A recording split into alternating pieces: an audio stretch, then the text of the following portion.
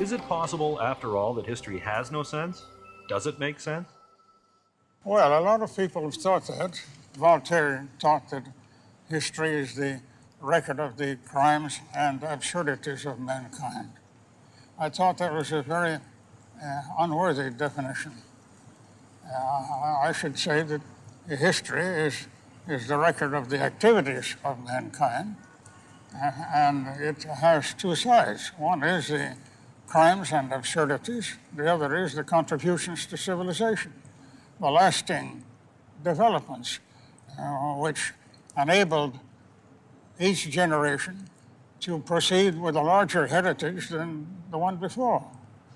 And that, to me, is the meaning of history. Well, turning to this book, The Lessons of History, that I have, I'm fascinated that the first chapter is marked Hesitations. You, in fact, ask a question that I would like to ask you. You say, of what use have your studies been? And you ask, what have you found in your work? Only the amusement of recounting the rise and fall of nations and ideas, and retelling the sad stories of the death of kings. Has it had meaning, in other words? Well, the meaning of history is that it is man laid bare. You see, there are two ways of arriving at a large perspective, which would be a definition of philosophy, a large perspective. One is by studying the external world through science in all its aspects. You come to some general conclusion then, the way Herbert Spencer did, approaching it from that point of view as an engineer. The other is to examine how man has behaved for the last 6,000 or 10,000 years. And consequently, history becomes the best guide we have to what man is. And we have to presume that one of the lessons of history is that he continues to behave, basically, in each generation as he behaved in the generations before. His instincts are the same. The basic situations that he faces are the same. Naturally, he makes similar responses. He makes political organizations. He makes love affairs, marriages. He overeats in each generation and so forth. So that the present is the past rolled up for action. And the past is the present unrolled for understanding. I'd like to hear how you got interested in history. What was it that made you get so interested in studying history? Well, that's very interesting. I was interested in philosophy. And I studied it very faithfully, wrote a little book called Story of Philosophy. And I found that I wasn't getting any answers that I wanted. I wanted to know what kind of a man is man. Philosophy didn't tell me. It is true that it attempted to deal with consciousness, which scientists never deal with. And yet it's the most astonishing thing in the world. But I discovered that to find out how man behaves and how he will probably behave in the future, you have to study history. That is the map of human character. Dr. Durant, was it because he was so interested that you got interested, or were you interested before? No, I was almost a child bride, you know. I was much younger, and it took me time to try and catch up to what he really was saying. So that when he talked, I most attentively listened. I knew that that was the beginning of my education. So I couldn't take credit for any of his early opinions. I didn't help make them, and it was a hard enough task to understand them. It's her way of saying she is not responsible. Well, history is has a double meaning. It can be the events of the past, or it can be the record of the past. And consequently, that double meaning has confused us very often. the record of the past can have a great deal of significance, but the events themselves have significance only if you approach them from a philosophical standpoint and ask the right questions. Otherwise, it will be just the same thing all over again. You also say history is a fragment of biology. Yes, because we are animals living in conflict with an environment and in competition with thousands of other species. Think of the insects, which according to Time magazine will sooner or later get rid of the human species. You don't realize that from a biological standpoint, all the history of mankind is a very short chapter in the history of life. And that's a chapter in the history of the planet. You take Mars, apparently no life on it, but it's had a history. You mentioned that the first biological lesson of history is that life is competition. That means our competition with the rest of the inhabitants of the Earth? Yes, you see, I reject the Marxian theory of history, that history is the history of the class war. And that's only one part of the competitions of life. History is the activity of man in a struggle with other forms of life for the possibilities and gifts of the environment. And the competition is the basic law. Competition, as I put it once, is the trade of life as well as the life of trade. Okay? And consequently, the whole Marxian theory of history falls onto one little element in the biology of man.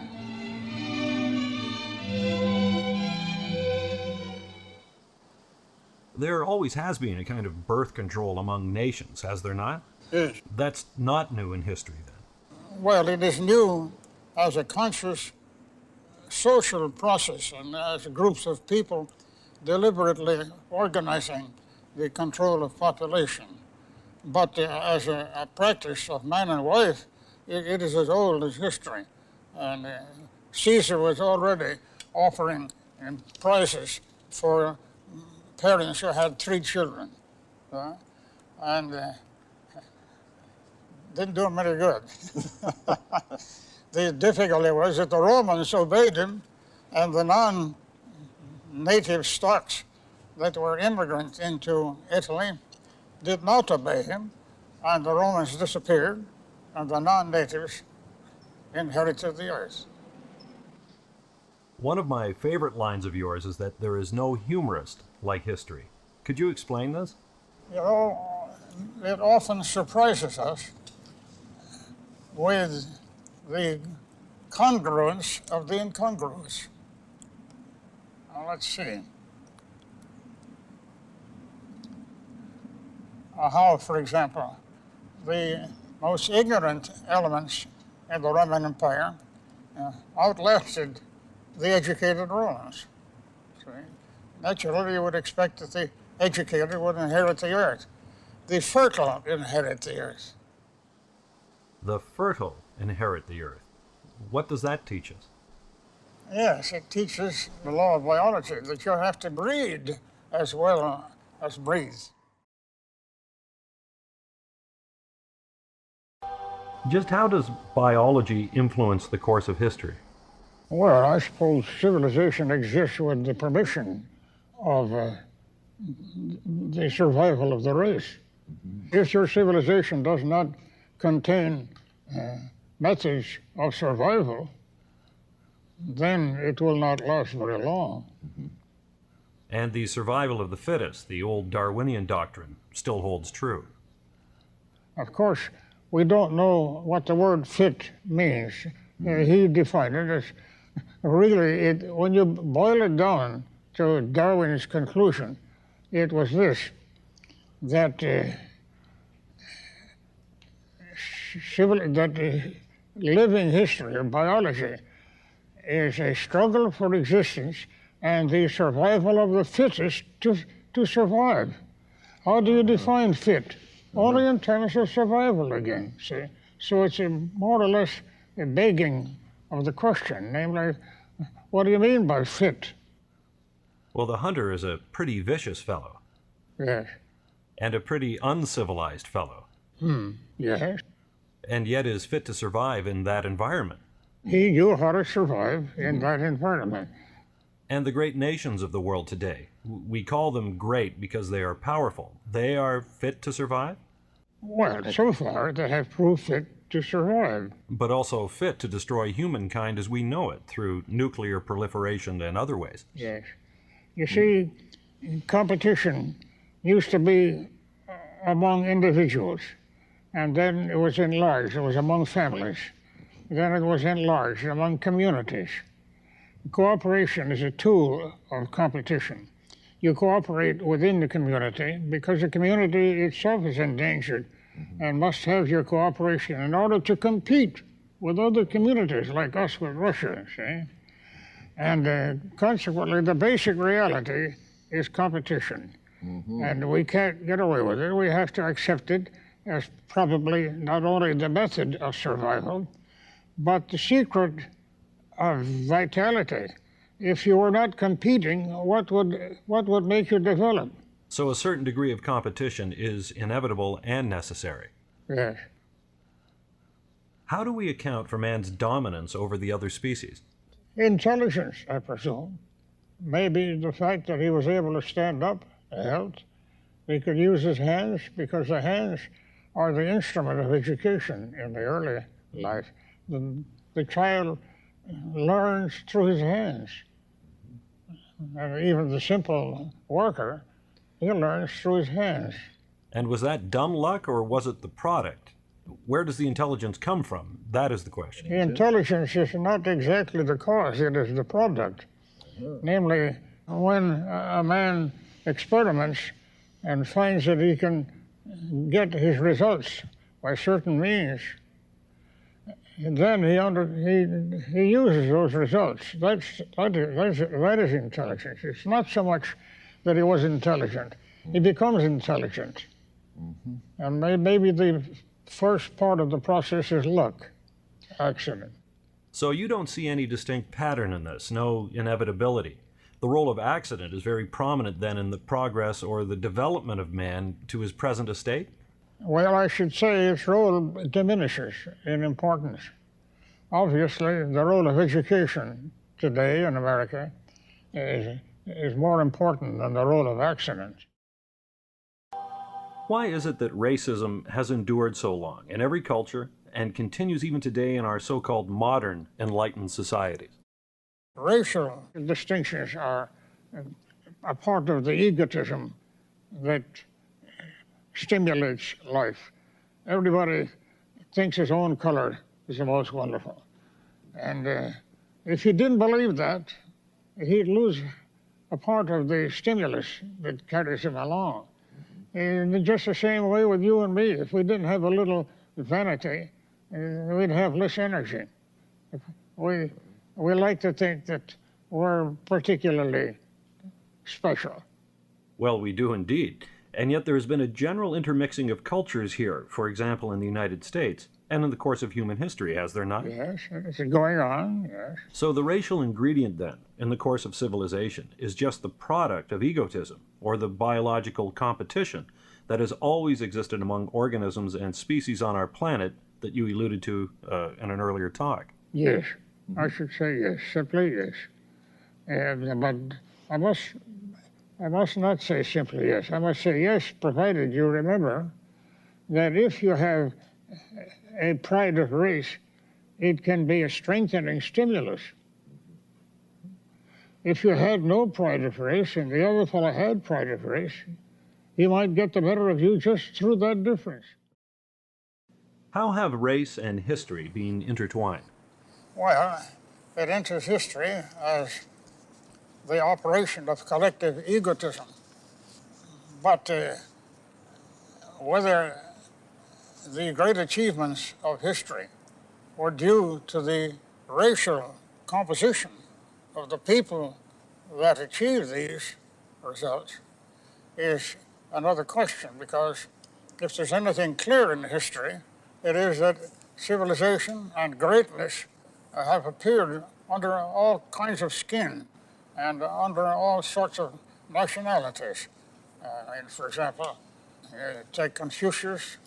He surely wasn't the same as a Kansas City Yankee, and yet he was a pretty great man.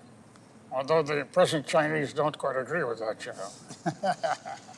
You make the observation that perhaps there were no great intellectual civilizations in Africa, where the blacks were. But perhaps if the population had been white, it wouldn't have made any difference. Is that correct? Well, the populations of Africa were subject to biological laws. Many of them were living in conditions that did not permit any development of what we call civilization, namely the graces and the arts and sciences and philosophies of life. They were too busy surviving, just brutal survival. And so they discarded all clothing if they could, and they armed themselves because they had to defend themselves at every minute of the day almost. So what chance did they have? I defined civilization at the beginning of the 11 volumes as social order promoting cultural creation. The Central Africa got social order, but it didn't have much chance for cultural creation. Well, then that's almost a contradiction of your definition, because you presuppose that if you got social order, it would automatically promote civilization. Now you say they got social order, but they didn't get civilization. Well, how can they get social order without utilizing it towards some effort of higher civilization? I don't say that every social order produces cultural creation. I said civilization is social order when it produces cultural creation. I think that's begging the question that way, because at first you made us think that if we got ourselves in condition to have social order, bumped each other's head until we had some sort of unifying meaning of life, that therefore we would get, so to speak, creation. Now, I don't know where we are. Of course, the word cultural creation is a prejudice. Who is to determine whether it is a creation or not? The Central African might say we have produced a great many things which we consider to be cultural creations, like songs, the little tattoos that we carve into our sticks and so on. Well, these are our arts, and the fact that they are different from yours, it doesn't mean that they are not cultural creation. We have magnificent songs. They would call it cultural creation. In short, all writing is prejudice. What do you mean when you say that society is founded not on ideals, but on the nature of man? Society is founded on the nature of man in this sense, that by nature he is intended for the brute struggle for existence according to his individual powers. But by society, he is intended to check those individual instincts in order to be a social being. I catch that. One wonders, have we changed?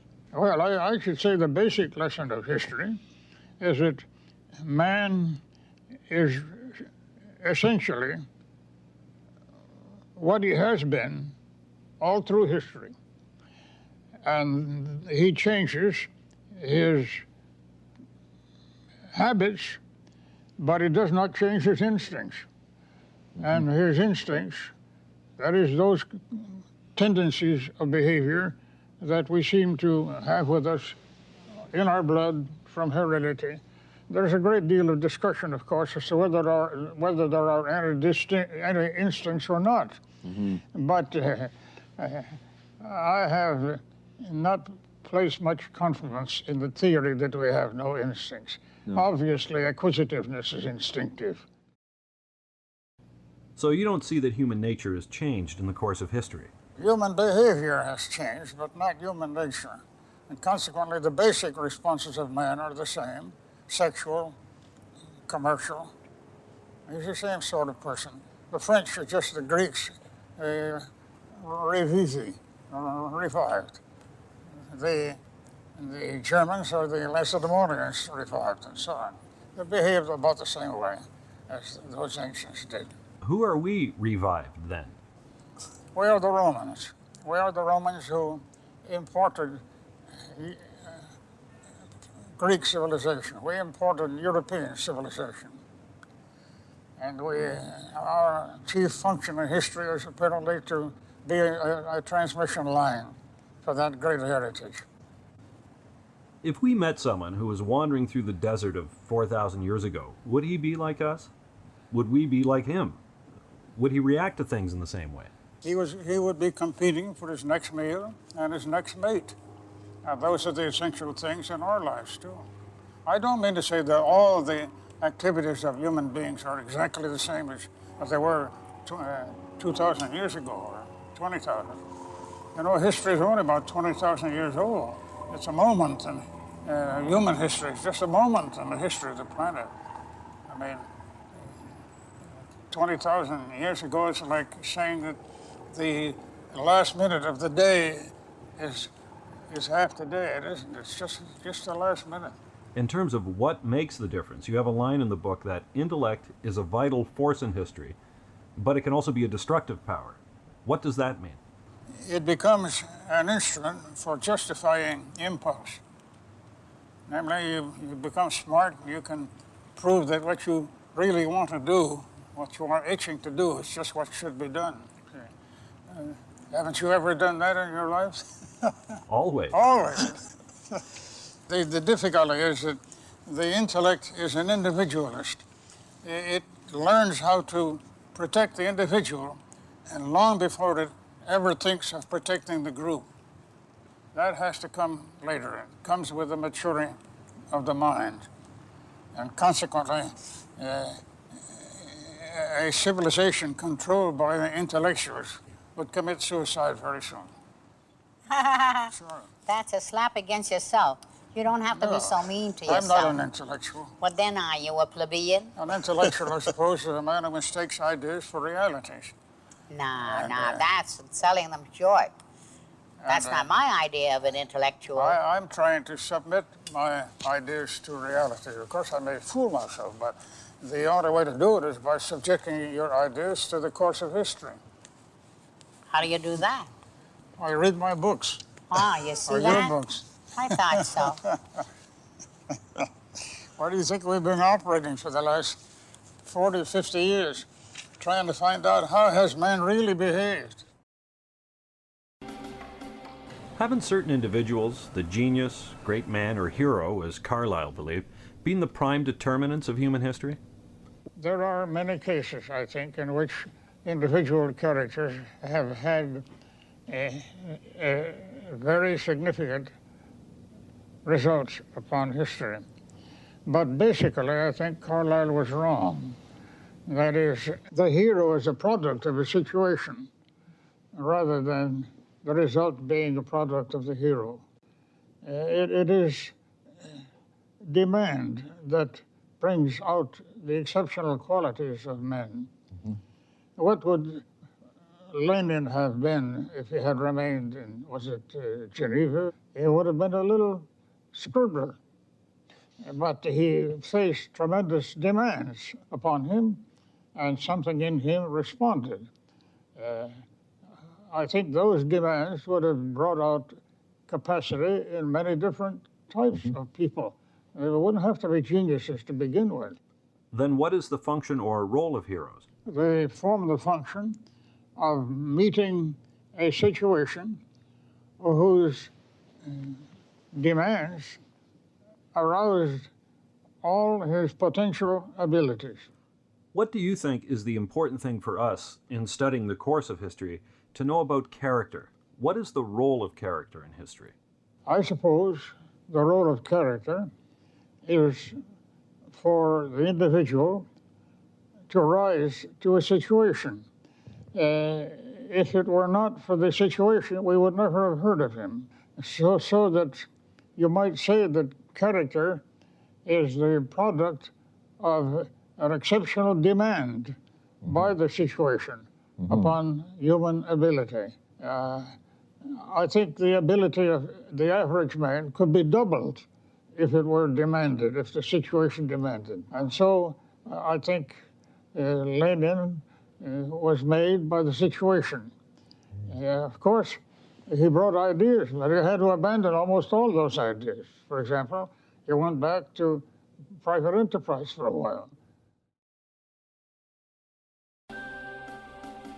Could you give me a definition of civilization as you perceive it?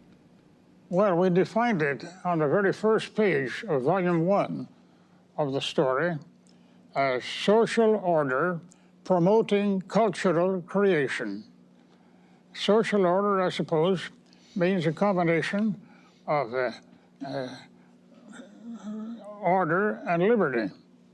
Mm-hmm. Those two seem to be both necessary to the basis from which all the flowers of civilization grow: the literature, the art, the science, the philosophy, the music, the morals.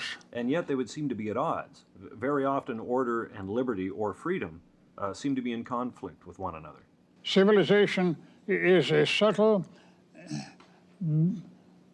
collaboration and balance between order and liberty. If order is too great, liberty is stifled. If order is too little, liberty becomes license, so that it becomes a matter of automatic wisdom in both of them to adjust each to the other. Perhaps at the present time, liberty has the upper hand. Do you think at this juncture that liberty is gaining the ascendant and has the upper hand over order? Yes. I suppose, for example, the family, the school, the church, even the state, they have lost their efficacy, probably because the basis of all of them was religious belief, which has been enormously weakened. Well, how do you account for that, the weakening of religious belief? Oh, well, it's been going on ever since Copernicus discovered that we were just a drop in an ocean of planets. Mm-hmm. And we began to wonder, how is it that we became so important to God? Why did he choose this particular bit of mud as his home on Earth? And of course, that was the beginning of it with Copernicus. What is it, about 1560? And then if you jump 400 years to Charles Darwin, you get another blow that was struck at our old beliefs, namely the revelation that we belonged to the animal kingdom and had a great deal of the animal left in us. And yet there are many people who would suggest that the animal in us is rather more civilized, by any more reasonable definition of the term, than the human. More civilized in the sense of being more at home with other animals and at home with its environment. Civilized man is extremely uncivilized, don't you think? Well, from another standpoint, you can say remarkably civilized. I mean, civilization itself is the most remarkable thing that has ever happened on the planet, from our point of view. Certainly the most remarkable thing that man has done. But the trouble is that it requires a perpetual, delicate balance of the social impulses with the animal impulses. Mm-hmm. After all, you see, we have a general idea that man was a hunter for hundreds of thousands of years. Mm-hmm. He's been an agriculturalist, a tiller of the soil, only for some 30,000 years, so far as we know. Mm-hmm. And it was in the agricultural regime that our social impulses were encouraged and developed. That's really the origin of civilization. The origin of civilization was the agricultural development of the home and the social impulses. Mm-hmm. And a civilization is always a perilous balance between the social and the individual impulses. In the hunting stage, we had to be individualists. Well, there was a family, or a narrow family perhaps, but there was the picture that we have of man in those days, which may have lasted hundreds of thousands of years, that hunting stage. Generally, the biologists or the sociologists picture man as having lived at least 1 million years. And of those million years, at least 300,000 were in the stage of hunting. Yes. The agricultural, relatively short period. And in the hunting stage, we had to be animals almost. We had to be individualists. We had to go out with a club and be ready to fight our way to some food that we wanted to get. We had to face an animal sometimes and conquer it before we could eat it. And we ate it almost on the spot because we could never tell what would happen. And similarly, the man being a hunter was acquisitive, he was pugnacious, and he was sexually almost lawless. And those qualities were necessary. They were virtues in the hunting stage. I should define a virtue as a quality that makes for survival. Survival then becomes one of the highest attainments of man. Yes. But in agriculture, those hunting qualities of pugnacity, aggressiveness, sexual veracity, which were once virtues because they were necessary to survival, they became problems. We needed them still in some degree to give vigor to human life and activity. But we had to develop institutions to mitigate those hunting qualities. And that is the problem, the persistent problem of civilization, is by what institutions have we been able to mitigate those hunting qualities so that they might be useful but not excessive, not dangerous to us. And we had to develop social impulses, which were partly in our blood in the sense that we inherit the affection of a man for a woman, perhaps the family. You might say that they are biologically rooted. But civilization is not biologically rooted. It depends upon the development of the mind, educational systems. It depends upon religious belief. It depends upon social organization through the community and the state. And none of these was known to the hunter. But you yourself have challenged some of the prevailing religious beliefs of our time. Well, that was in my youth. Today, I should say that I know much less than I did then. And I would not be so forward as to stand up and judge a religion, because a religion is a product of hundreds and thousands of years, the way Christianity is. And I have learned that it is very dangerous for an individual to think that his own individual mind can stand up and, with the experience of some 30 or 40 years, judge the experience of the race, which is that without supernatural beliefs, it's very difficult to control the animal instincts in us. And it may be that all through history, religions have helped society to control those animal instincts to enable the social instincts to cope with them and to make civilization possible. I suppose it is the attempt to control in a society, the instincts that were developed in the hunting period of man, which has been enormously longer than his agricultural period. And civilization is a product of agriculture. Yes. I don't know whether we can use the historical relationship to illustrate the function of morals, but basically the function of morals is to overcome the aggressive instincts of mankind that were stimulated in the hunting periods of centuries, to overcome those impulses by social impulses that are generated in the family.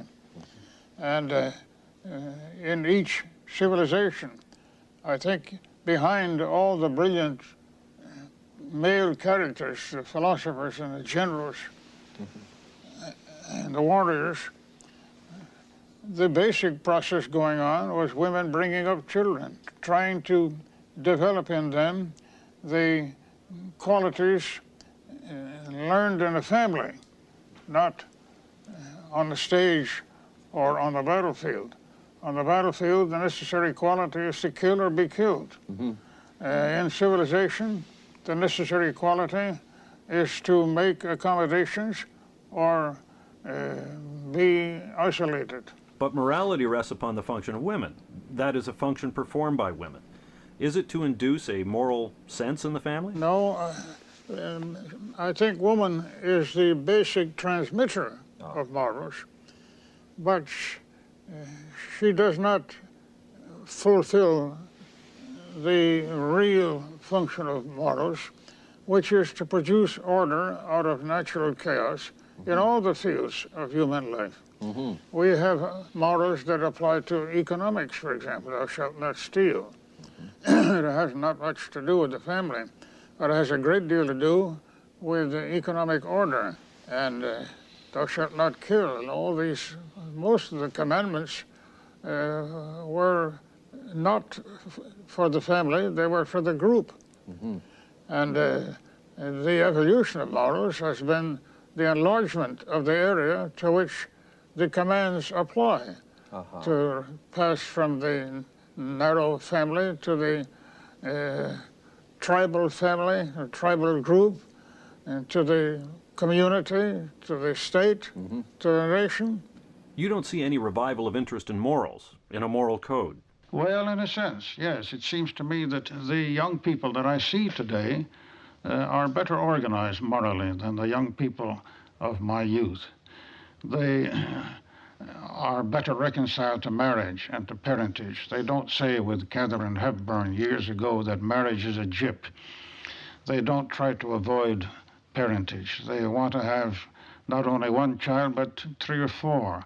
I find all sorts of happy marriages around me, and so that indeed I've seen so many good people in my life that I've almost lost my faith in the wickedness of mankind. In short, there is, I think, a more wholesome attitude, but the trouble is maybe I'm wandering in a different set than I used to, you see. It's hard to judge. Maybe I've raised myself from the people who are disorganized to the people who are organized. Could America be going through a period of moral disintegration? It is possible, yes. Religious codes are uncongenial to human nature. They run against our most powerful instincts.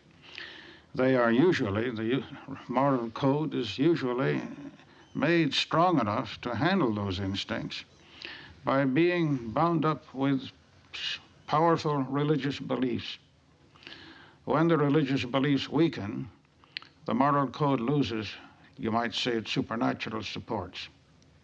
It becomes then a calculus of expediency, more or less. And usually in history, the moral life of a people deteriorates along with the weakening of its religious belief. Now, this is not an apology for religion. I am not discussing whether a religion is right or wrong. I don't know. But usually there is that association in history. You can see it in Moses coming down from Sinai with the 10 Commandments. If he had said to his people, I, Moses, give you these commandments, they would have sent him about his business. He had to say, the Lord saith, God gives you these commandments. He knew that he had to make this uncongenial code part of the religious belief, or else it wouldn't be strong enough to buck up against their instincts. See? In short, society is based on social order, which is based on character and moral discipline, which is usually associated with religious belief. And consequently, when the religious belief weakens, As it has in this country. I think so, then the moral life tends to become a little more disorderly. This has happened to all civilizations that have disappeared? Well, it's quite clear that it happened in Greece, quite clear that it happened in Rome. It's happened in France in our time. It may be happening to the United States at the present moment. It's a terrible question to ask. Is there any escape from these developments? I sometimes think that the decline of religious belief is far more important an event today than the communist challenge or the terrific struggle between different economies. How trivial that seems compared with the question, is Christianity dying? Do you ever think of that? Is that an awful thought? That if it is dying, the moral code that it supported will lose an immense support on which it depended. And if the moral life disintegrates, the civilization to which it gave social order will have quite a problem to handle.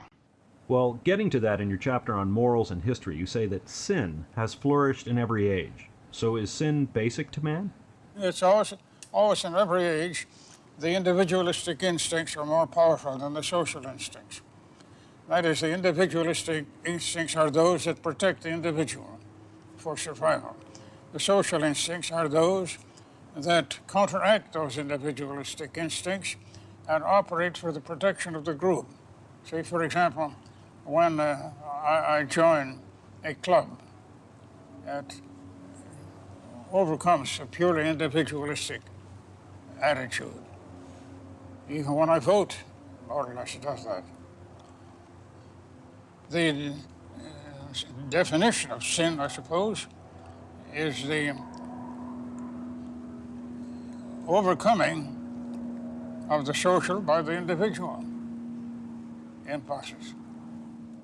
Well, how does that reflect itself in what we think of as everyday behavior? Then the question of sin would not be involved. Sin would not be involved? No, taking your glasses off your nose is not a sin. Right. And is obviously the word sin would be irrelevant.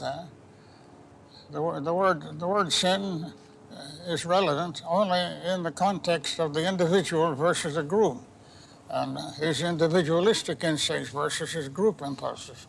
But in theological terms, when they talk about sin, That's another subject. I'm not an expert on that kind of sin. Namely, sin there would be a violation of the laws of God.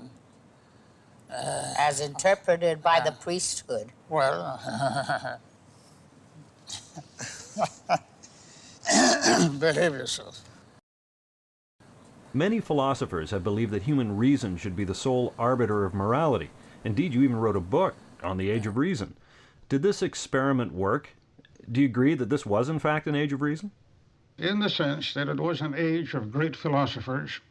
It was an age of what we call rationalism, namely the belief that reason should be the ultimate test of truth. That, I think, would be a fair definition of rationalism. It was an age of revolt against traditional beliefs, especially against traditional religious dogmas. And the age has received that name. Let us say the age from 1700 to 1900 has received the name the Age of Reason because it included so many great philosophers like Descartes, Bacon, Hobbes, Spinoza, Leibniz, and then, of course, culminating in Voltaire and Diderot and the great Encyclopedia of 1750, which attempted to subject the religious and his political beliefs of Europe to the test of reason. It created a great deal of disorder, of course. Now, whether I would call it an age of reason, yes, I think I would, but I would put the word reason in quotation marks and utter it with a smile, recognizing that there are many things profounder than reason, which should enter into a man's judgment and understanding of life, and yet would not come under the name reason.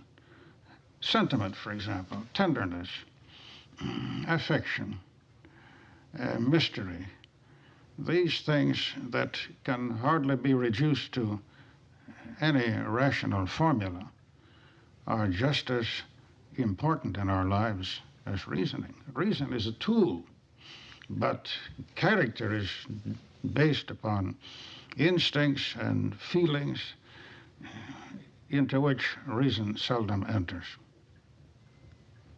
And consequently, reason cannot be really the dominant aspect of any age or any man. It's an instrument. I wonder why so many people decided to call it the Age of Reason then. Because the philosophers themselves called it that at the time. They said that instead of determining truth by opening scriptures or by accepting the teaching of a church, they decided that they would determine everything by examining their own reason.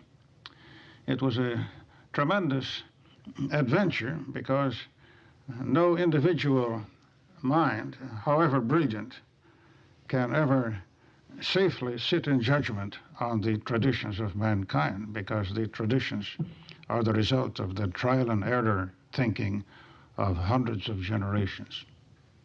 So that every book of philosophy is an audacious, wild enterprise, an uncalculated risk. It's like a drop of water suddenly standing up on the crest of a wave and announcing that it is going to analyze the sea. That's a wonderful analogy. Dr. Durant, you said it was an experiment, really, by the philosophers. Do you think it had a bad influence on us, their decision?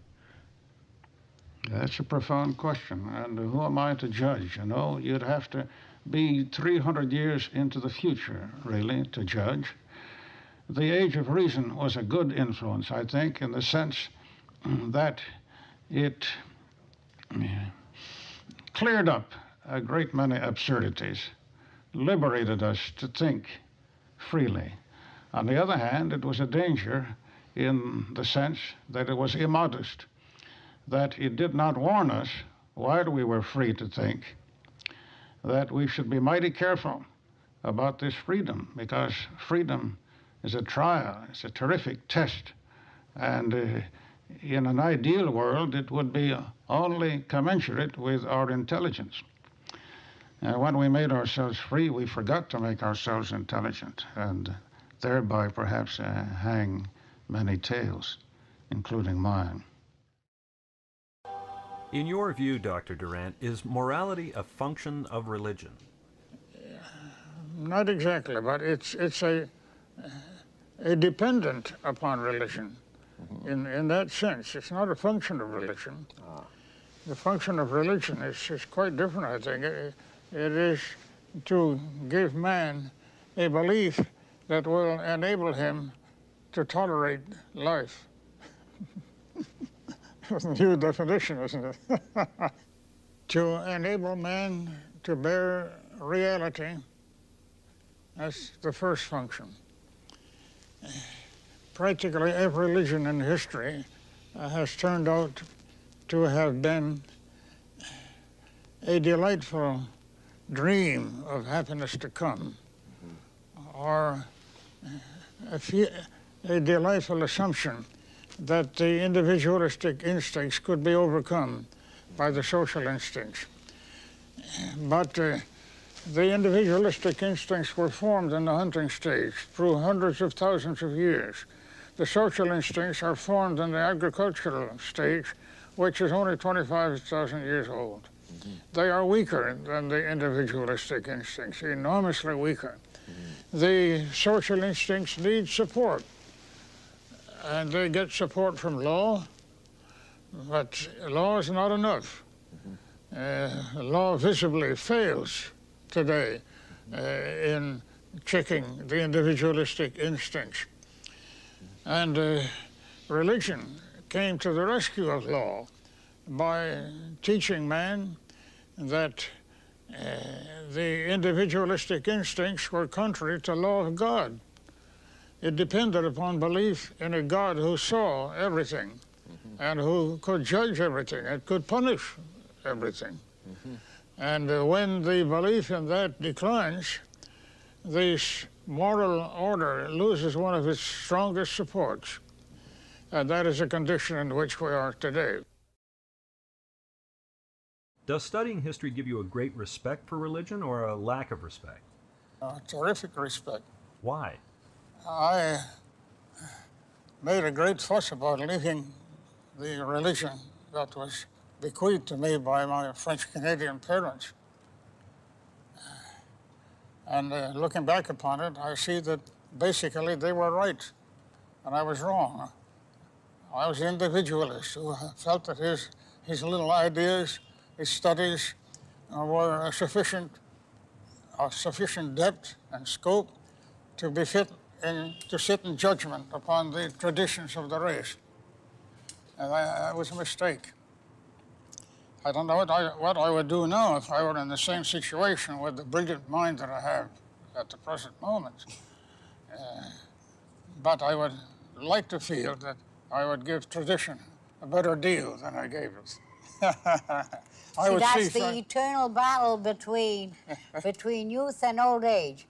Yes. If you leave it up to the old, they would take back everything they ever Correct. had the courage to do Yes. when they were young and virile. Yes. So that you must never trust an old man to be the judgment of youth. They Correct. would just nip it off before it ever expressed itself. I feel destroyed. Well, in every old man, there must be a boy still, I think. No, sir, not still. A dead boy, yes. Tradition is the memory of the race. Insanity is the loss of memory. That's the whole business, you see. I'm putting Edmund Burke there in one line. You Is don't that have to read Edmund his books Burke's? now. Yeah, he wrote theory? the best analysis, I think, of conservatism, the philosophical basis of conservatism. In short, he believed that the brake was more important than the gas. The brake, more important than the gas. It depends on whose gas. My daughter Ethel was suggesting I tell you the story about two great friends of mine, Ernest Renan and Henri Taine. Taine is spelled T-A-I-N-E. I used to pronounce him Taine. He wrote a magnificent history of English literature, despite the fact that he was a Frenchman. And no Englishman has ever yet equaled that history. However, that is not the point. In their old age, they began to feel that the share that they had played in attacking religious orthodoxy had been a destructive influence. They perceived that the theology which they had rejected had been a support to a moral code which had been almost worthless without the theology, namely the idea of the individual controlling his individualism in order to take into consideration the needs of the group that he belonged to. And Renan wrote to Taine inquiring why it was that he, Renan, and Taine, despite losing their Christian theology, had retained and been guided by the Christian ethic. And he said, we have been living on a shadow.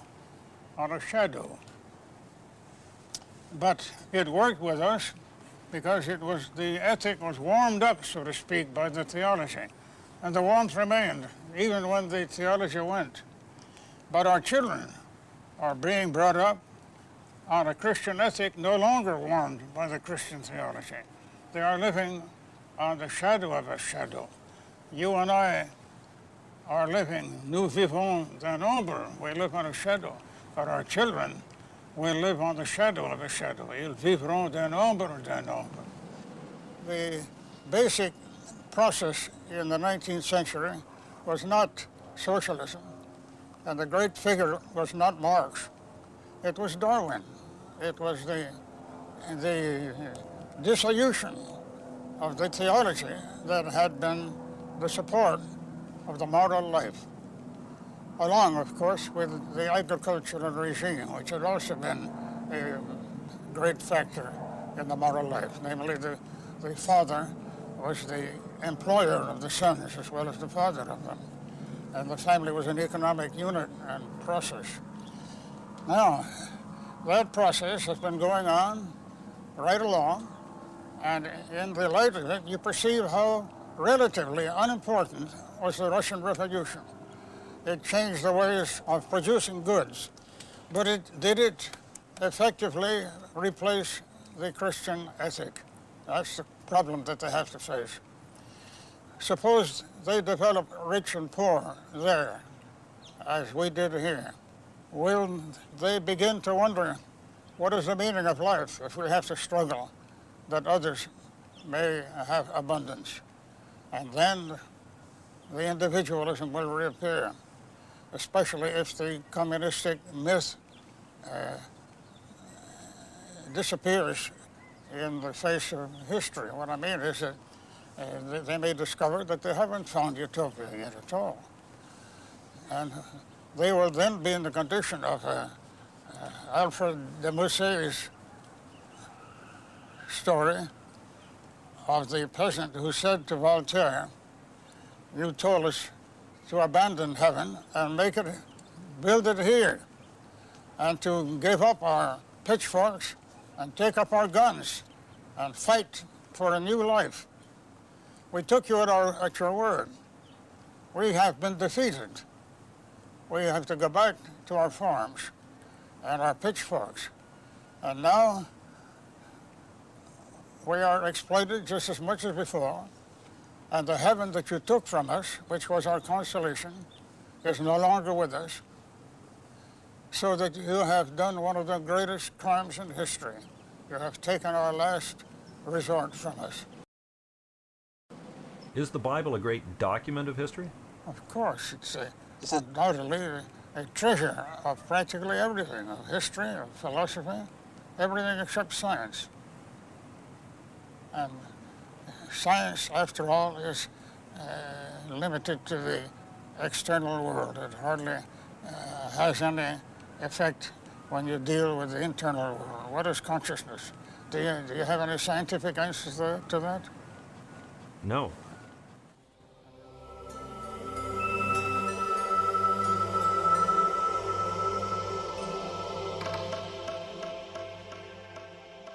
I believe in God, but I have my own definition. God, to me, is a creative force, wherever it appears and in whatever form. It might be in the growth of a little blade of grass between the cracks of a concrete sidewalk. Haven't you ever been moved by the sight of that? I looked at one day and I said, "My God, there's God." And of course, that creative force has all sorts of operations. I believe that it exists in the universe. I think everything is alive, basically, even matter. And that creative force running through matter and all the way up to Einstein, that's the God I believe in. It's also been said quite often in our culture that God is love. Do you think God is love? What do you think of the relationship between love and God? Love is a creative force too, but it's only one form of creative force. It might be destructive, just as a sexual instinct can destroy a society. No, it has to be creative before I would call it divine. It doesn't have to be merely instinctive. What do you think of that, Mrs. Durant?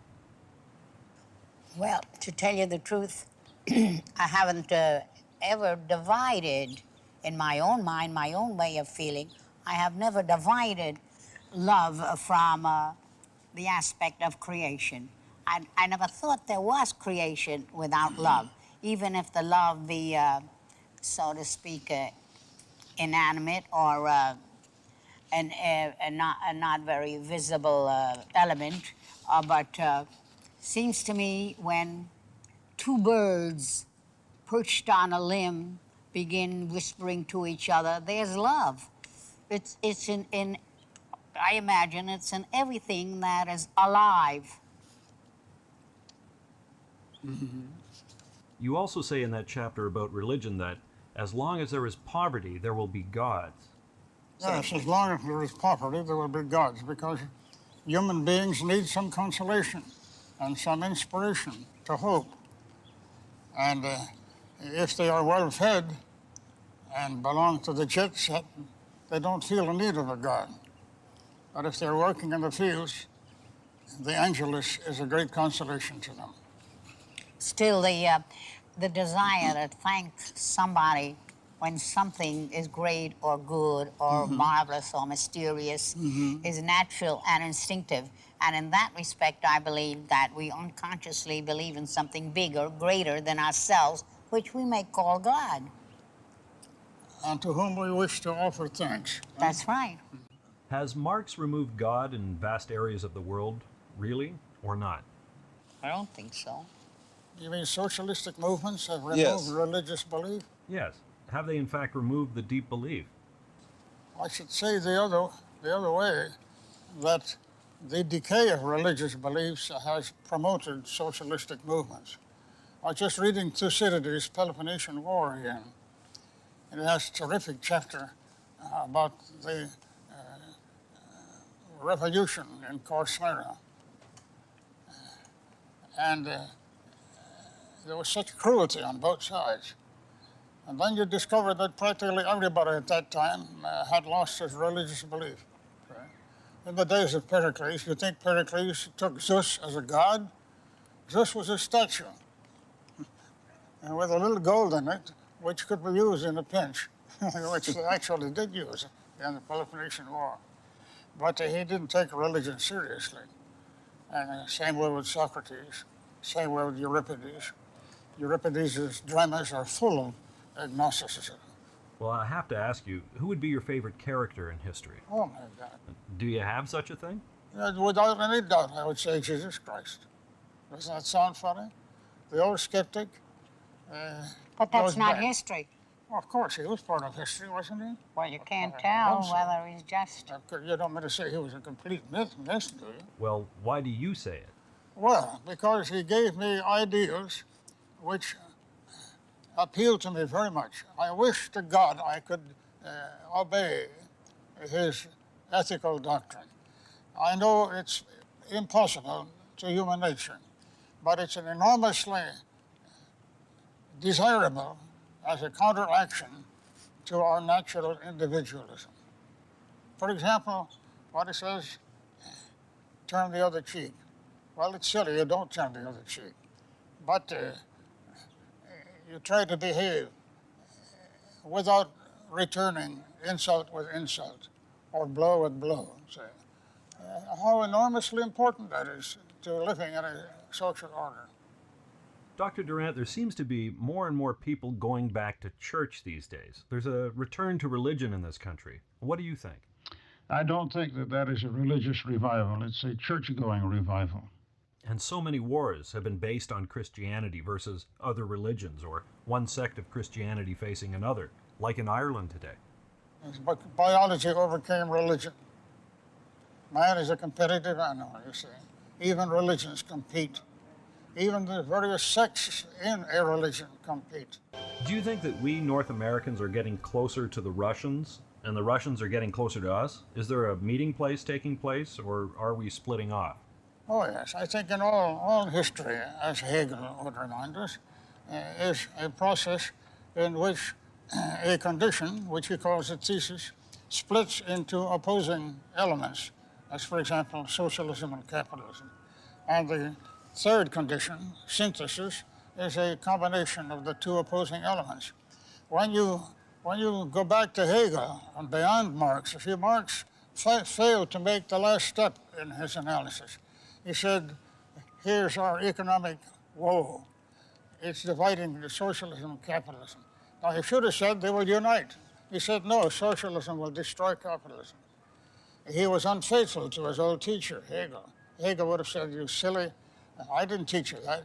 I would have said the third step is the synthesis of the previous steps. And that is what the world is coming to, a combination of capitalism and socialism. Dr. Durant, is peace possible? Is it unrealistic to hope for world peace? It's not unrealistic, provided you know that you're up against all the lessons of history. But it's a good thing to try for. Perhaps we improve conditions, even if we don't realize the complete elimination of war. Has war ever really solved any basic problems?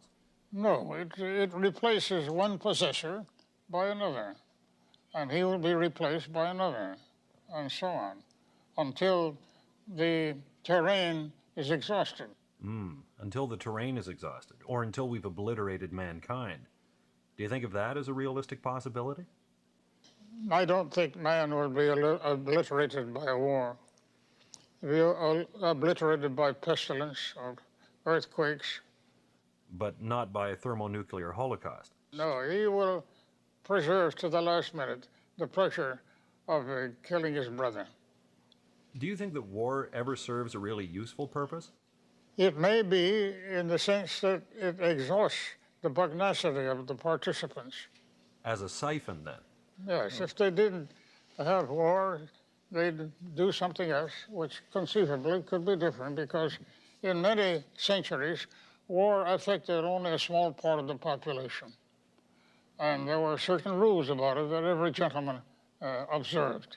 You remember the days when the English used to visit France, even when they were at war with France. They actually was.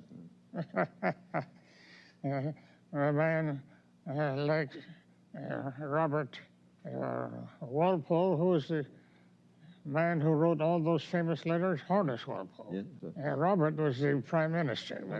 But, Horace Walpole visited Paris when England was at war with France, I think. And there were several cases of that. Of course, this was a highly civilized kind of manifestation in a time of limited warfare. Yes, Aha, the civilized rules of war. yes. Between you and me, the nicest warriors were the mercenaries, because they were paid to do a job, and they did as little of it as possible, and they had no objection to peace if they had been properly paid. And we've become much more civilized now, to the point of unlimited total war, in which no such thing would be possible. Yes. While you were an instructor at Columbia University back in 1917, there were demonstrations against American entry into World War I. Today, there are demonstrations against the war in Vietnam. Are the situations similar? Well, similar and different. It's similar in the sense that young people naturally resent being sent off to war. Of course, in the Civil War, the reaction of the youth was even stronger than it is now, I think. But there was not, in 1917, any emphasis on the immorality of war. It was only on the tradition of America and its Monroe Doctrine to stick within our hemisphere. It was an isolationist emphasis. And the idea was that we should not get involved in European wars. Naturally, all that is now water under the bridge. We don't think in terms anymore of whether we should be in Europe or not. The youngsters feel that this kind of a war that we're fighting now has no moral justification. That doesn't mean that I feel that way, but I think that's the way they do feel. The problem of liberty is, at what point does it become excessive? At what point does it produce disorder? And I think it's easier to understand that question when you ask, have we not reached that point today? We will agree that we were oppressed by a great many compulsions before, and that it was desirable to overcome them. And we rejoiced at the growth of freedom. We turned our whole national psychology upon the idea of freedom. But when you consider that civilization is made possible by self-restraint, it is obvious that there must be a limit to freedom, because the self-restraint or the restraint will disappear. I think we have reached that point today. I think, between you and me, though I know they'll call me an old fogey for it, and they're probably justified, I think freedom has reached the point where it is creating order, creating disorder, and forgetting that order was its mother. It is destroying its mother. So that freedom is really the product of order. Yes, certainly. And you could be free if we didn't have a degree of order that keeps me from knocking you down, see? Besides other reasons. Yes, there might be other reasons. But you can't then consider freedom without its relationship to order. Correct. And the limits imposed on the interests of order. Freedom has to be moderated or it destroys itself. There's no question. Who determines the limits? Events. Events. This is an impersonal process. I think so, yes. Nobody comes along and says, now you have too much freedom. We're going to take some of it away. We wouldn't allow that. We've reached the point where we are so free that we'll destroy anybody who attempts to limit our freedom. So we'll destroy ourselves. In this chapter, you mentioned Plato and his scheme. Where would we fit into Plato's scheme today, politically? We have rule by men who have succeeded in business and have learned how to meet problems, get around them somehow or other, and they are subject to the fourth form of government in Plato's description, which is democracy, ruled by the demos, the common man. Well, I'm not quite sure that the common man is ruling today. Common people never rule anything. But what we mean is that government has fallen more and more into the hands of the more and more common denominator of humanity. Not entirely. Obviously, the businessman is still at the realm today. He can order and get things done. The average man is still in a condition where he needs to be told what can be done and how to do it. And usually he appreciates getting information of that sort and following instruction. If he rebels entirely against order, he's an undeveloped individual and we'll have to forget about him. And now, what Plato does there is to express the view of an aristocrat about democracy, because he himself was born of a rich family and never had to worry about his food. So he went on to describe what happens if the common man gets power. And you can see the result by looking first at what he does to manners. Manners disappear. What he does to literature. It deteriorates a little bit. What is poetry today? It's a medley of deliberately unintelligible lines. Now you are not sounding very much like the socialist that you were some 50 or 60 years ago. It has nothing to do with socialism.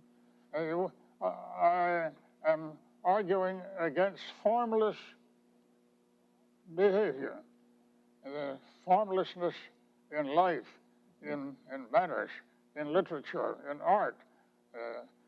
I detest meaningless art. But that has nothing to do with democracy or socialism. I just like meaning. I think an artist should have something to say and should tell us what it is, not splash a canvas with indiscriminate colors and rely upon the colors themselves to teach us significance. So given the choice between an excess of liberty and an excess of order, you would lean in the direction of order. Yes, because if you have excess order, you still have order. But if you have excess liberty, you have chaos. So if you could tell me what art is in essence, I understand it to be a function of order. And if art is not orderly, then there is no art. That's the basis of your dissatisfaction, isn't it? Art is freer than ever before, and so it is in chaos. And before your eyes, a man throws paint upon a canvas and thinks that that's art. Or he puts lines down, 15 lines, one like another. He gets thousands of dollars for that. That's not art, that's chaos, in your judgment. That's disintegration, I should say.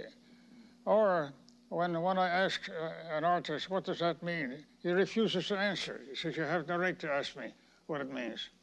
Well, I should say, if it didn't have any meaning, why did you do it?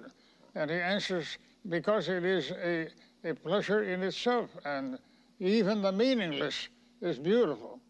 I don't agree with that. I think that the essence of beauty is order. I see. So for you, order is primary in these matters. No, freedom and order are equal in desirability. You can imagine that order can be excessive, and then you demand freedom. And to a certain extent, you're achieving a higher line. It was good that artists became free, that they were even, what you would say, emancipated from following some great figure like Michelangelo, so that everybody was doing the same thing. But they went to the extreme of doing things to which you could apply no significance. You learned nothing from viewing them. And yet I think that the essence of art is the giving permanence to significance. What I wonder is that we hear so much about the fact that perhaps American civilization is dying. Perhaps it's over. Perhaps it's on the way out. Is it? When I say American, I involve, of course, all Western civilization. All Western civilization is in that situation. It has lost the religious basis of its moral code, and it is trying to operate on a natural ethic, except for those good people who still have the old beliefs, and I think they are helped a great deal by those beliefs.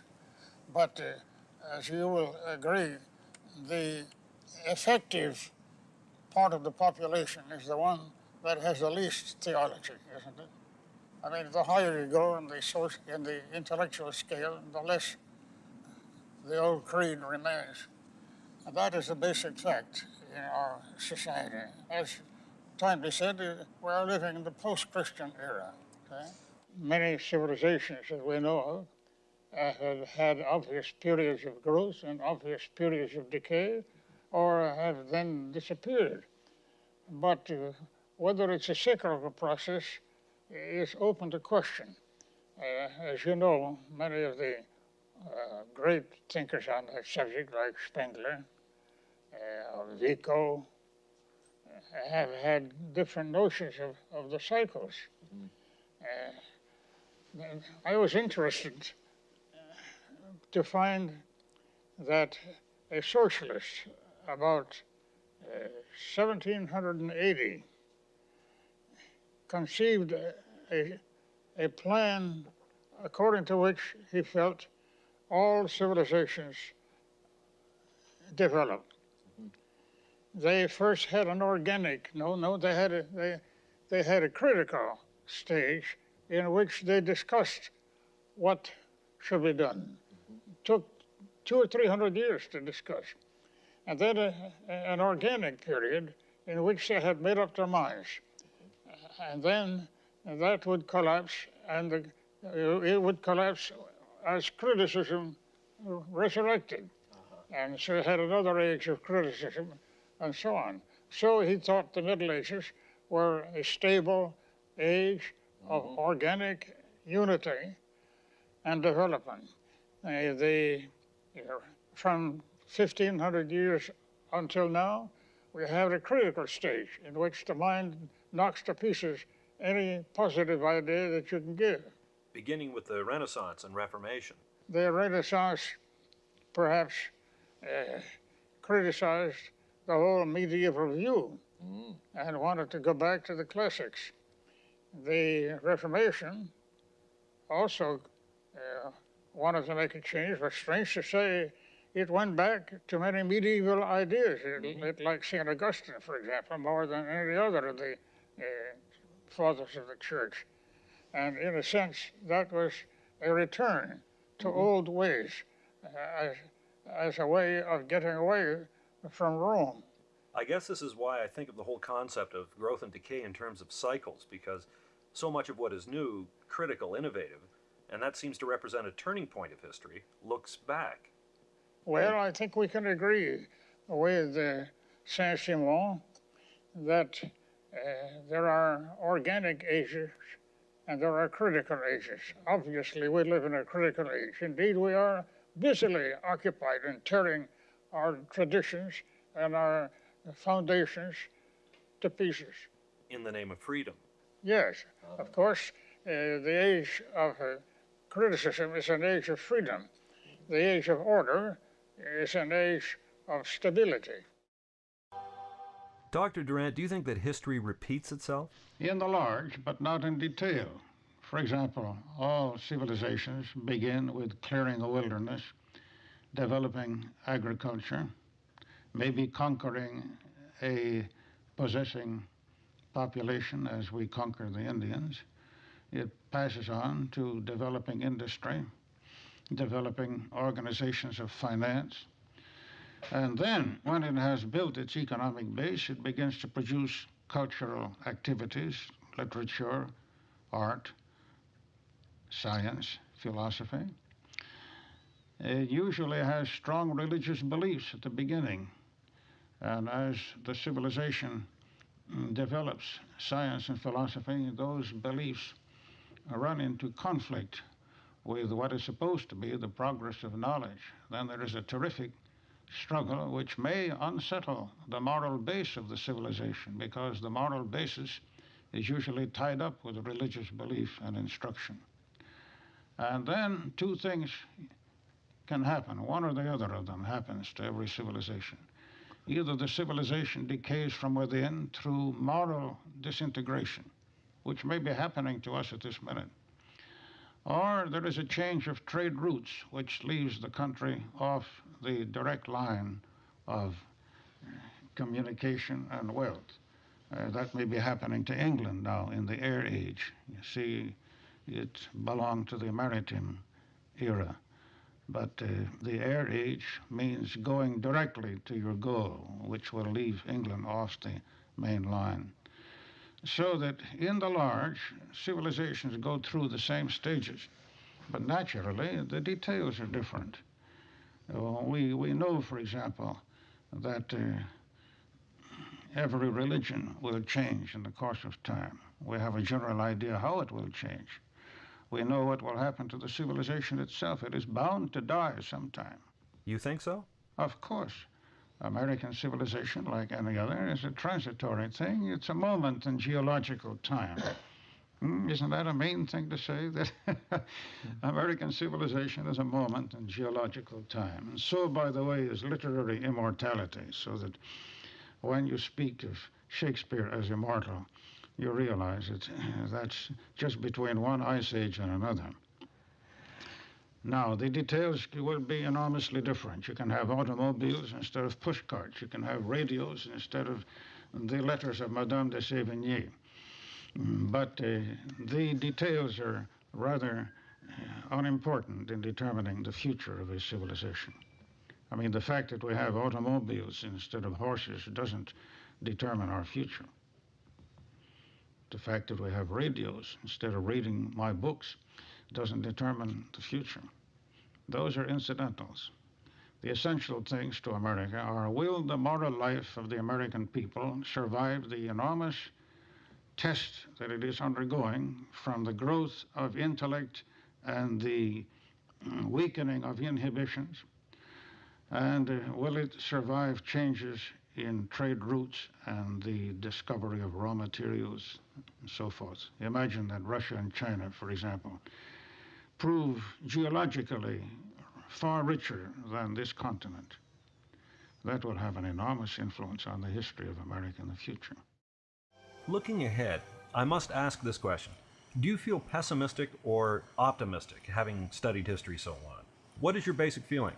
Are you an optimist about the future, or are you a pessimist? No, I think the words pessimist and optimist should be kicked out because they are both extremes. You never meet an optimist. The word optimist should mean who believes that things are the best possible things, best possible condition. Optimist means the best, doesn't mean the good. And pessimist means the worst. The pessimist is supposed to be a man who believes that things are as bad as it could be. You don't find that sort of a person anywhere. I'm a realist. I accept life as composed of difficulties and delights. And I accept the difficulties as a natural price of existence, and I accept the delights as goodies which I really don't deserve. Take this, for example. I never dreamed in my youth that I would have this delightful surroundings in which to decay. Well, are we progressing or regressing? Are we going ahead or are we going backward? It's hard to use those terms. We're changing. We are changing from one social order to another one. I suspect that we will go on with our pagan period until a great social calamity comes, like a war or a great earthquake or something, when the cities will be destroyed and men will be driven back to till the soil for their living. Then some religion will reappear. It could be the old one. I could imagine Christianity reappearing. It's done devilish things, but it has been basically beautiful. We should never use the word progress to imply progress in everything. Obviously, we are progressing in some things and retrogressing in others. Personally, with my prejudices, I would say that we are retrogressing in manners, for example, but we are progressing in the ability to cover space, and we have made enormous conquests with the airplane. I enjoy and honor all these things, but the things that we want to do change from generation to generation. Maybe we are not as interested in making beautiful statues as we used to be, and consequently I would not expect contemporary sculpture to rival the great sculptors of ancient Greece or Rome. Although I must say, I would have said the same thing if I had lived in Rodin's day, and then I would have been surprised to find Rodin. It's a very interesting question whether we really have a good sense of the quality of our own age. Do you think it is possible to get a perspective on one's own age? Well, we don't know enough about other ages. We usually know more about their achievements than about their faults. And we know more about our faults than about our achievements. We tend to play our achievements down because they were done by somebody else. You've stated that human nature hasn't changed. The man made himself free, but forgot, you said, to make himself intelligent. But I could say it in your words another way. He forgot to change his nature. Yes. Yes, I think by and large, human nature does not change in the historic period. It may have changed in the biological career of man, let us say from the old Stone Age, 50,000 years before Christ. Though, again, it's very hard to tell because all that we have of the old Stone Age is bones. We can hardly tell what sort of nature they had. So that while I might admit that human nature changes, I should say it changes with geological leisureliness, and that you can assume without going far wrong that it hasn't changed in the last 2,000 years.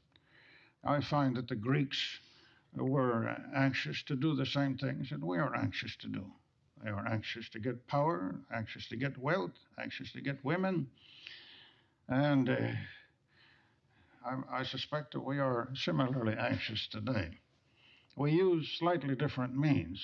Progress is an improvement in the means that we use for achieving the same old ends.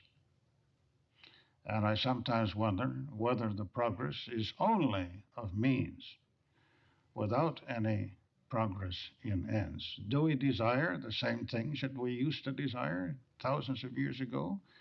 Do we merely achieve them with different instrumentalities, radios, for example, automobiles? Once we wanted to put our arm around a girl. Well, we did it on a sofa. Sofas are out of date today. We go out into the byways and do it in a car or in a drive-in theater. But it's only the means that have changed. The desire is the same. People do say that human nature has changed. Human nature has improved in the past few hundred years. You don't agree? No, there's no sign of improvement in human nature. We're just as cruel, just as acquisitive, just as excited men about women. Do women get excited about men? I don't see much evidence of it. But if I may speak for men, we still get excited about women, even at the age of 72. And that goes on from century to century without any basic change. And those basic impulses are the things that determine our lives. So, from the standpoint of the historian, you see no change in human nature. I'm quite confident of that. We're the same. The environment's different, but basically the nature's the same. Very good. The biological factors remain unchanged. The social factors change. When I was born, I think I was born with the same impulses and nature that men were born with 50,000 years ago. The only difference is that there was a greater social heritage that I might absorb. There was an immense accumulation of intellectual advances, of moral restrictions, of aesthetic achievements, music and art. All those things were laid at my feet when I was born, but I was the same savage at birth that Neanderthal man was, but he didn't have this heritage. And if I become different from him, it is in the course of the individual life after birth. It's not that my nature has changed, it's my acquisitions have, well, let's say, grown. Then there really is some credit due us. Yes, Maybe all the more credit due us since our basic nature is the same. that's right. And we've learned to handle our environment in such a way that we have softened the exterior of our basic nature. Maybe we deserve even more credit. Or have we? We become civilized by absorbing civilization, but we don't become civilized by nature. Human nature is uncivilized. It's almost contra civilization. By nature, we are so pugnacious and acquisitive and erotic that you need all kinds of inhibitions and restraints and moral codes to make us civilized. And these things, of course, are acquired in the lifetime of the individual. They are not a native gift. And we do try now to acquire more of those than past civilizations did. Is that true? Yes, the technique of disseminating the heritage and of absorbing it has grown immensely. Consequently, an individual today can become much more learned than Aristotle because the heritage has grown since Aristotle. He can inherit the Renaissance and all its great artists, which Aristotle couldn't do, and so forth. In short, the pedestal on which we are born grows with the years. We are the same at birth that we used to be, but in a sense we progress by the rise of the pedestal of the social heritage. Sounds a little obscure, doesn't it? But you can see just from a history of civilization the enormous wealth of the heritage. I always feel awe-stricken when I think of how many things the past has offered me. How rich is this gift that it puts at my door when I emerge from the womb.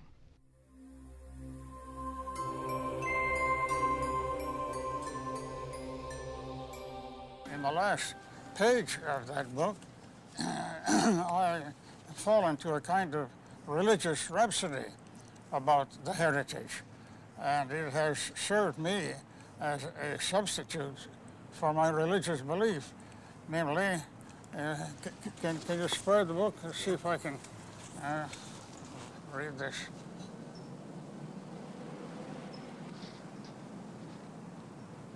This is the heart of Will Durant right here.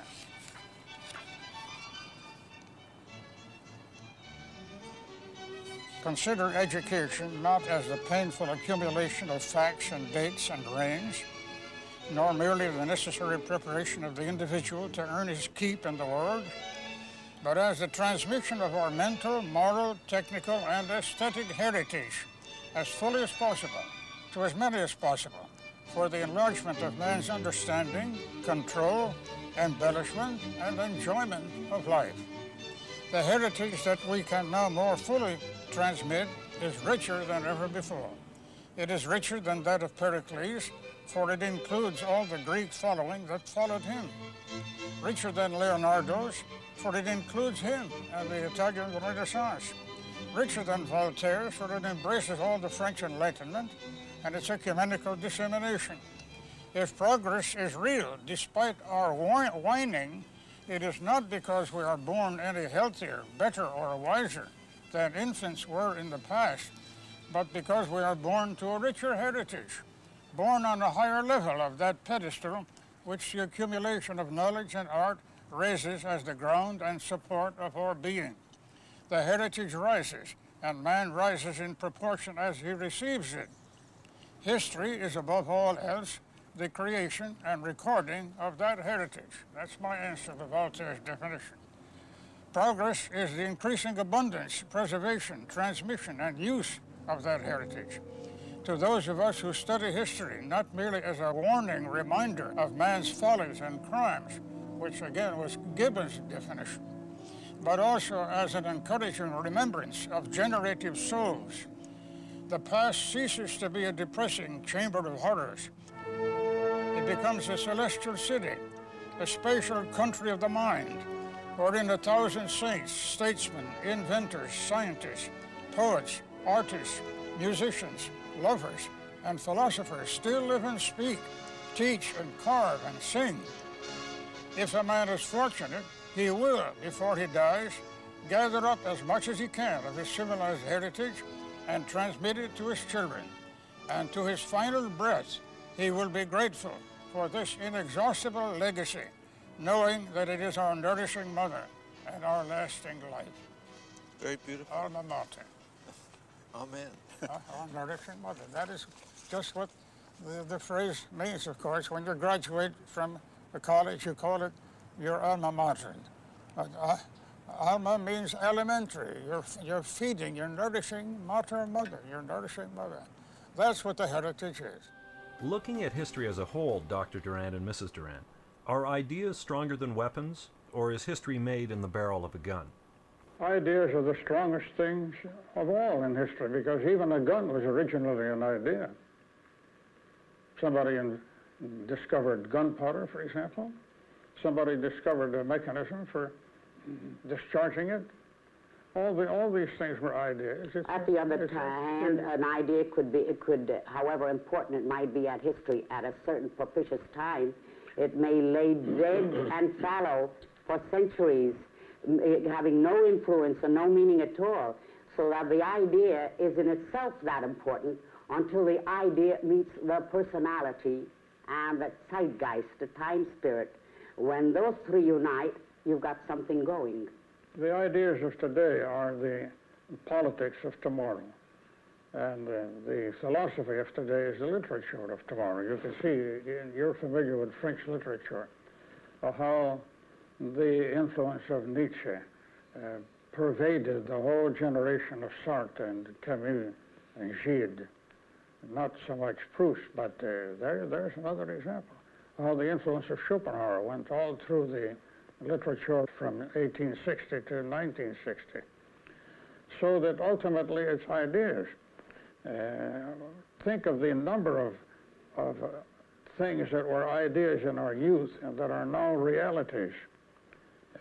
All sorts of welfare legislation were bruited in my youth. Poor old Norman Thomas has probably had more of his ideas realized by elected officials than any other person alive today. Today there seems to be more concern on American campuses about world and domestic problems. Is this a healthy sign? A certain amount of rebellion has always existed. The discrepancy between the generations makes the development, each one in its own process, a little alien to the other. In other words, youth will always have desires that those who have outlived youth are beyond and can hardly remember or understand as they themselves have entered middle age or old age. Therefore, a rebellion is natural. But how do we keep the foreign political and other country enemies out who have sent their provocateurs who are arousing youth for something that youth would not by itself and its own development be in need now? I understand and sympathize with the rebellion of youth.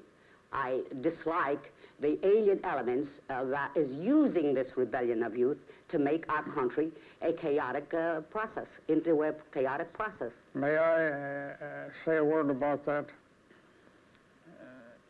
If there's one thing we ought to learn from history, it is that every generation rebels against the preceding one, and that therefore the preceding one should not take it too seriously. It's traditional that the young should rebel against the old, and as Ariel said, it's natural and desirable. Consequently, I don't think we should take it as seriously as we do. We can be sure that according to history, these young fellows will be getting jobs, they will be earning more money, they'll be voting the Democratic ticket, they'll be voting then the Republican ticket, and after a while Hoover will be too radical for them. But in old age, which is hard to locate, let's say according to the income tax bureaus, after 65, there is another element that comes in, an element of acceptance. It's not resignation. It's chiefly, I think, understanding. For example, in old age, you understand how good it is that there should be radicals, and how good it is that there should be conservatives, that the radicals supply the wind, no pun intended, they supply the gas, again, no pun intended, and the conservatives supply the brakes, and both of those functions are indispensable. And there is a tension there between youth and old age which creates the vitality of a society, so that the old man does not have to feel useless. He's fulfilling a very necessary function. If we were young, but knew as much as we later knew, of course it's an impossible supposition, but you remember the old French adage, what was it, si jeunesse savait,